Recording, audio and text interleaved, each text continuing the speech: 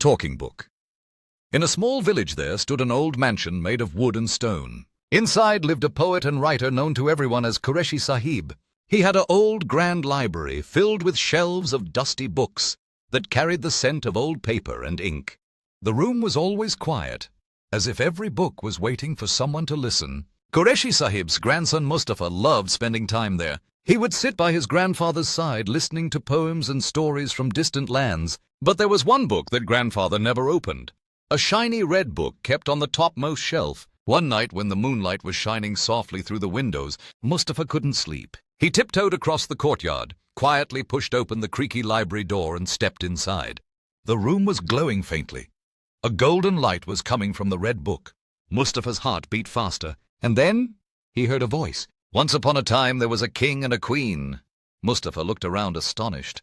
The red book had opened by itself and was speaking in a gentle... He whispered, Can you talk? The book smiled and replied, Yes, Mustafa, but I only speak to those who truly listen, just like your grandfather once did. Mustafa listened all night as the book told stories of magic, courage, and kindness. When morning came, grandfather found him fast asleep beside the open book. He smiled softly and said, Ah, so you've met my old friend. That book keeps my words alive. From that day on, Mustafa and grandfather spent every evening together in the library, listening to the talking book and sharing stories of their own. And Mustafa learned something beautiful.